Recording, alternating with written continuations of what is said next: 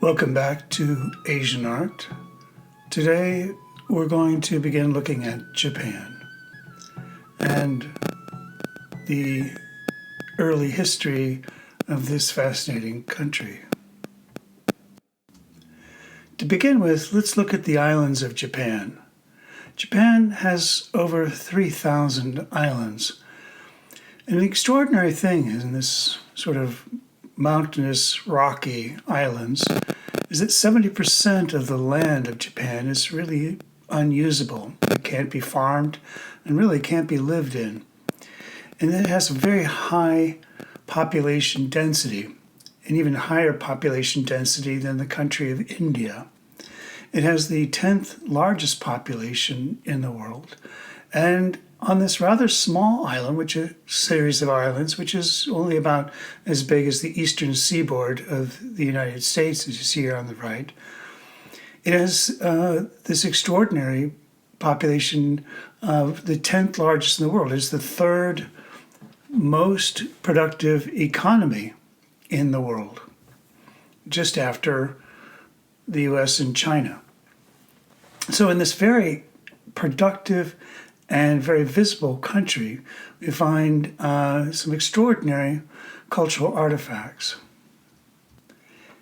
Here are the main islands of Japan: Hokkaido, Honshu, where we will spend most of our time talking about, Shikoku, Kyushu, and the far-flung islands of Okinawa, which owe a kind of cultural heritage similar to other parts of island Southeast Asia.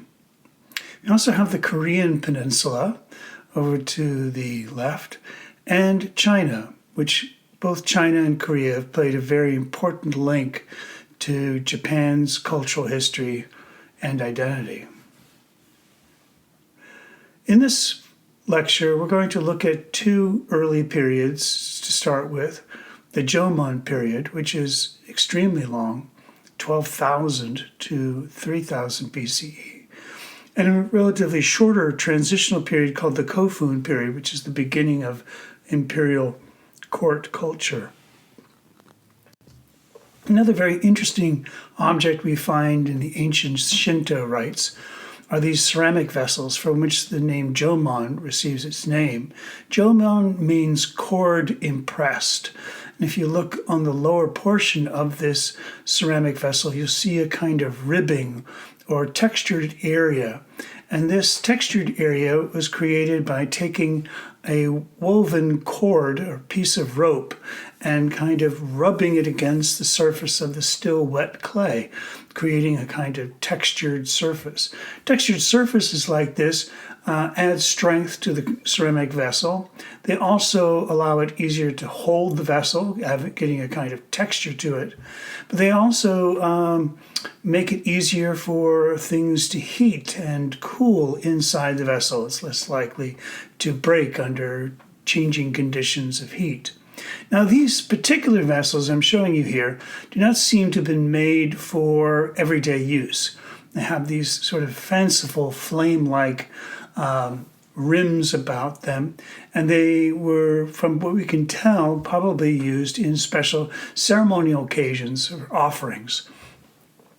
In Shinto practices, still practiced today, we find agricultural rites celebrated seasonally, and communal religious functions centered around objects or places considered to be especially steeped in kami nature. Now, these vessels may have been offerings to the kami spirits, or also another very important early practice in Japan was the worship of ancestors. Later in the Kofun period, we start to see the idea of ancestor worship develop alongside kami spirit worship. And to further worship the ancestors, these special tombs, known as kofun, as hence the name Kofun period, these built up tombs of rock and ceramic vessels, these tombs would have been a place where people would have brought offers to honor their ancestors. In this time, people began to create a kind of fusion of this idea of kami spirit and ancestors, such that a kami spirit in a particular region would be associated with a particular clan. Hence, the clan would claim its lineage goes back to the origins of the deity of that region. And so these deities of the region became a very important kind of spiritual protector or clan totem. And they acquired the name Ujigami.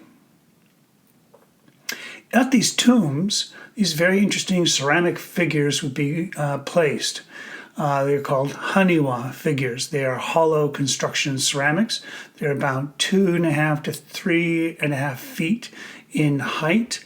They can be found in a variety of different shapes and forms. The one you see here on your right is one of a soldier.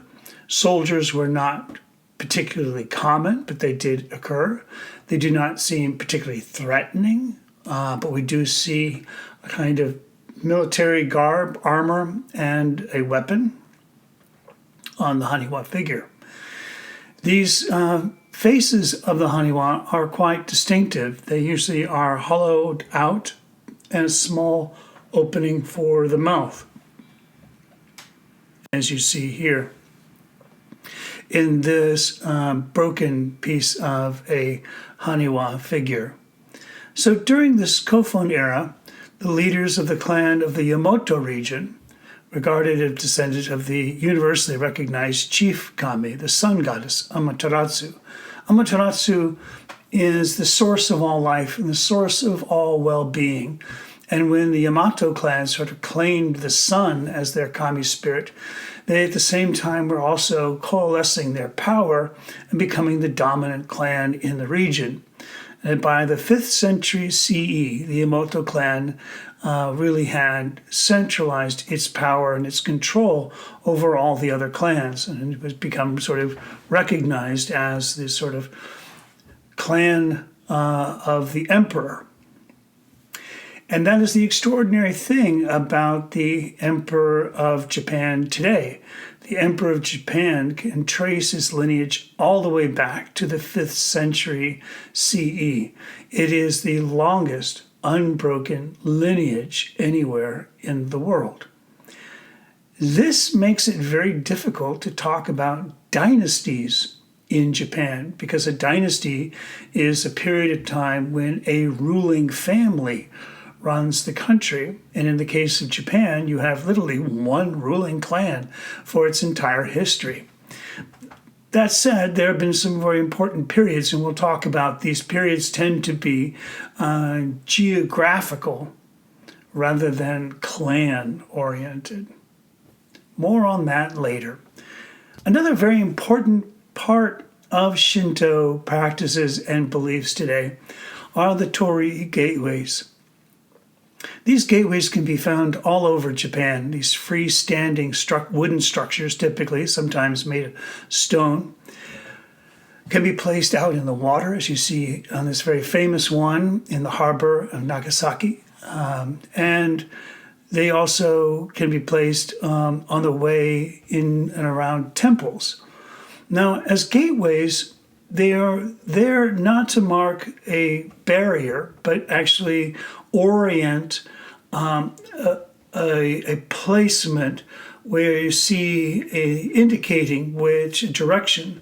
So if you have a temple, and the temple is dedicated to a particular kami spirit, then you would place your torii gateway in such a way that the abode of the kami spirit would be in one direction and the temple would be other, sort of as a kind of invitation for the kami spirit to find the temple from its place in the wilderness.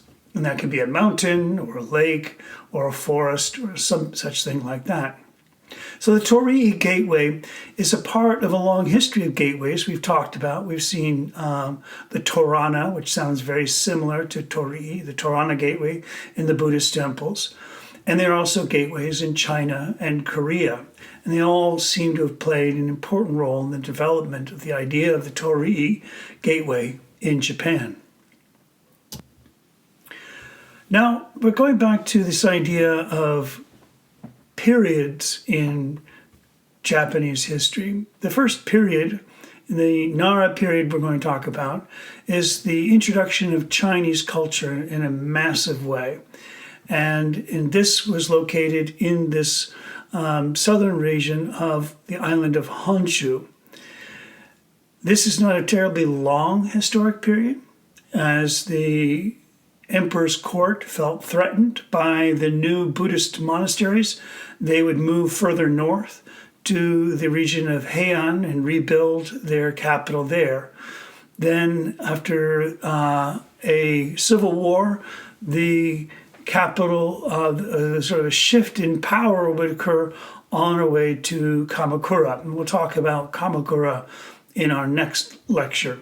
But just to note that, as I said before, as the Yamato clan was the clan for this entire time, it's this shift in location of the center of power is what we're noting in our periodization of Japanese history. So to begin with, let's talk about the Nara period. In this period, Japan embraces Buddhism. And Buddhism was an important evolution in the spiritual practices in Japan, as it provided a kind of broader model and idea, a spiritual pathway to talk about death and decay, and also a different kind of sense of permanence that Shinto, being agricultural and cyclical, always was forced on this idea of constant renewal. And so Buddhism was played off Shinto. And while it was sort of an uneasy relationship early on, eventually they became more or less inspired by each other and fed off each other in different ways. So the Japanese Empire at this time not only embraced Buddhism, but they also embraced Chinese writing, and they also organized and structured their government, a Chinese system. They also embraced Confucianism and other kinds of cultural practices that were near and dear to China. That said, there was an awful lot of change that was done in that. There was a whole-scale adoption of agricultural and sculptural traditions, but there was also this modification that was happening. As I mentioned earlier in our discussion on China, the idea of foot binding, which was very prevalent in China at this time, never becomes a practice that is found in Japan. And that said, we find that women's rights in Japan, while not particularly exceptionally strong, were certainly better and better defined than they were in China.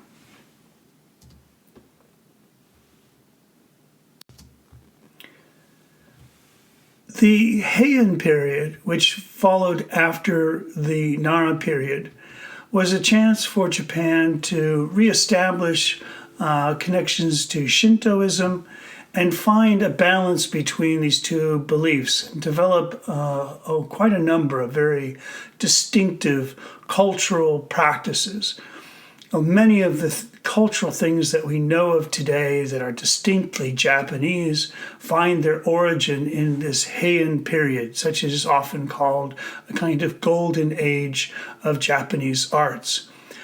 Here you see a woman dressed in the Heian court dress. It's huge, elaborate cloth. It is, in a sense, like a kimono, but it is a kind of evolution of a Chinese clothing. Later on, it would become simplified and more elegant. But you'll note in this clothing of the Heian period, the women are literally walking on their clothes. You could not carry this outside. This is for indoor dress. So even though the women did not have their feet bound as they did in China, this clothing really constrained them and kept them within doors and kept them within the bounds of court life. Women, though, had a very powerful and important role to play in Japan. And Murasaki Shikibu was one of its most celebrated authors, whose book, The Tale of Genji, written in the Heian period, is considered one of the first modern novels, a really exceptional story of considerable insight into court life, intrigue, and the sort of mature development of a prince of the Heian period. What's so remarkable about Murasaki Shikibu's accomplishment is that she's writing in a new language. As I said, the Japanese had sort of adopted Chinese, but they began to make modifications to the system of Chinese, because Chinese and Japanese are really very different languages structurally, and it was very difficult to find comparable Chinese words to say Japanese things, and much easier to create a kind of more simplified syllabary. And so it's at this time that a new alphabet was formulated called the hiragana, and it is in this language that Murasaki Shikibu wrote. Let's take a look at hiragana, and you can see comparatively to the Chinese characters, it is much simpler, much easier, and quicker to write. And it provided a kind of closer approximation of Japanese language at this time, where its sound base is really much more like an alphabet rather than ideograms communicating ideas. There are quite a few different syllabaries in Japanese language.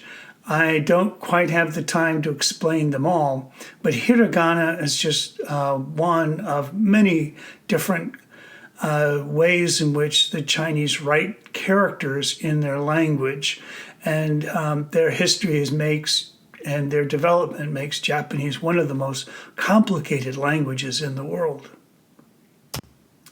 Here is a Buddha statue from the Heian period. This is a lovely statue that if you're ever in Chicago at the Art Institute, I highly recommend you go into their Japan area and you can see it for yourself. This statue is the Buddha of healing, Yakushin Yorai, and is a statue carved of wood, cedar wood. You'll notice in the hand, the left hand of the Buddha, there's a small vessel that is an ointment, a healing balm, and this Buddha is here is a bodhisattva that is here to provide healing salve to all your wounds and troubles. Notice on the hand on the right, on the left side, our left side of the Buddha, you'll notice the hand is raised in a mudra. It's very interesting because the mudra is the gesture of the Abhaya mudra. But if we recall, the Abhaya mudra, as I'm showing you here on the right now, is typically shown with fingers together, fully upright. Yet this Abhaya mudra shows a kind of gentleness, a graceful gesture, one that shows the Abhaya mudra is not fully formed. It's sort of coming into being. It's a gesture which suggests the idea of the Abhaya mudra without actually fully representing it. And that grace and that casualness and that air of communicating something we both understand, that is a very important ideas in the Heian culture, this kind of way in which they communicated. Now I want to talk to you about some of the other artistic ideas we find in the Heian era. And to do this, we're going to delve into Murasaki Shikibu's The Tale of Genji. Here is a passage early on in the book when Genji is hanging out with his friends, all his male friends, on a rainy night. And they're talking about women. And in this, one of Genji's friends is trying to give him advice about how to find a good girlfriend. And he begins, "It is with women," said Umanokabe, "as it is with the works of craftsmen. The woodcarver can fashion whatever he will, and his products are but toys of the moment to be glanced at in jest, not fashioned according to any precept or law. When times change, the carver too will change his style and make new trifles to hit the fancy of the passing day. But there is another kind of artist, who sets more soberly about his work, striving to give real beauty to the things which men actually use, and to give them shapes which tradition has ordained. This maker of real things should not for a moment be confused with the carver of idle toys. So Umonakami in this is trying to tell Genji that he really shouldn't be fooling around with these sexy, frivolous, fashionable ladies, that he really should find a partner who actually serves him and his needs politically, socially. And it's this kind of relationship that he needs to look for. But there's another thing that's being said here about the nature of art, which is actually more pertinent to our discussion. This idea that art needs to have a kind of basis in tradition, a kind of pragmatic utility, that fashion and all its trivial qualities are just passing fancies, and that there is something more essential and pragmatic that needs to be strived for. And I find this really important because in Japan, where resources are scarce, being on this island, this is a very important aesthetic idea, the sort of pragmatism toward material uses. And we'll see that time and again when we look at Japanese arts. In another passage, Umonokami continues his comparison. So too in handwriting, we see some who aimlessly prolong their cursive strokes this way or that, and hope their flourishes will be mistaken for genius. But true penmanship preserves in every letter its balance and form, and though at first some letters may seem but half-formed, yet when we compare them with the copybooks, we find there is nothing at all amiss. Here's a very interesting variation on this idea of things need to conform to tradition. Things need to conform to tradition, and they need to be practical, but there's also this sense of kind of restraint, kind of holding back. Things may seem but half-formed, meaning they may only make a suggestion of the thing they intend to communicate, as a way of kind of provoking us to look for what they're trying to communicate. We can see this in the calligraphy of the time, and here let me show you an example. Here is a really beautiful piece of paper that has been cut and torn and pieced together in such a way to create this amazing collage. And on top of the paper that's been pieced together, seeds and grasses have been dipped in mica paint and pressed against the paper. So though you can't quite see it, those sort of dark seed-like and grass-like shapes would actually be bright and reflective, silvery shapes. The penmanship you see here has begun on the far right and is read from top to bottom and moves across the page from right to left. This album leaf from the Ishiyanagire is an example of a kind of poetic discourse that was common during the Heian period, where people would write poems and share them with each other. You can see here the hiragana writing system in use. Here is another example of waka poetry. Usually a pair of poems, because the way these poems would be used is a man who was courting a woman might show up at her door with a poem, present the poem to a house servant who would carry the poem inside and give it to the lady. The lady then would write a response on the poem, and then the man would be given the response, and it would sort of indicate whether he's now in favor or maybe not so much. So here we see the man's first poem, standing at your gate, forlorn am I as the mournful cuckoo that sings my sadness from his perch among the branches of your blossoming orange tree.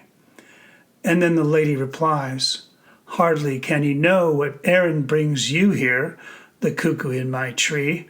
Is it not his tuneful nature thus to come and sing? So her reply is quite funny because she is sort of telling him that cuckoo birds just come and sing because they're cuckoo birds and that's what cuckoo birds do. And by that she's implying, and you are standing at my gate just like the cuckoo bird, you're singing there because that's what men do. Anyways, again, you can see this beautiful treated paper and this wonderfully elegant writing in the hiragana writing style. A very important illustrated version of Lady Murasaki Shikibu's Tale of Genji was produced during the Heian era. This book became celebrated. It was immediately recognized as an extraordinary artistic achievement, and literally for the rest of its history has been an incredible touchstone for artistic works. Here we see in these early Heian era paintings, which unfortunately have sadly faded over the hundreds and hundreds of years, we can see a scene from the chapter Azumaya 1, and we see the scene inside the court where the ladies dwell and the emperor's the women of the emperor's court are gathering and preparing for spring. So all the winter clothing is coming down and they're putting up the new spring decorations, as we see sort of happening in the foreground here. Now our view of this scene is rather interesting. We're kind of looking down on this scene. This is what's called isometric perspective. And so we have this view. We're not seeing them as a person in the scene. We're kind of looking down, kind of peeking in on the action. And the Japanese word for this is fukinukiatai, these sort of roofless buildings. And this is a perspective that gives us this sense of, we call voyeurism, where we are looking in. We are not really invited to participate. We have a kind of privileged secret viewing of what's happening inside. Now, this is a really extraordinary moment in the story of the Tale of Genji, where as the queen is being read a story, someone in all their excitement in the day's events has left the door open. We see that in the upper center. And because the door is open, a man has walked across and looked inside and been able to see the woman reading the text to the queen and fallen in love with her and has plotted her overthrow. And so this minor oversight in decorum, leaving the door open, has provided an opportunity for this woman's downfall. And so even though it is a beautiful spring day, and even though everyone is happy and enjoying the moment, there is a tinge of sadness because this happy moment is surely fleeting, as this woman will soon find herself in a compromised situation and eventually commit suicide. So there's sort of dark tinged atmosphere that permeates these happy occasions. There's actually a word for it in Japanese called aware, and this is something that is a very important aesthetic idea in this Heian court traditions. Here we find another painting from the Tale of Genji. This is later in the story, and here the Prince Genji pictures holding his son. But unfortunately for Genji, he has learned that this is not actually his son, but it is the son of another man, his once best friend, who has now died and who has had an affair with his wife. And so here he has this young child, this child who is innocent of the sins of their wife and friend, but still he must accept and recognize this child as his own, for his shame he could not bear to let the public know that it is not entirely his biological son. So he must live with this, just as he has also done the same thing to other men. He has had children with other men's wives. So this is kind of karma coming back to roost for Genji in this moment of sweet aware. We also have another style of painting at the same time, which, quite different, is called male style painting, or otoko-i.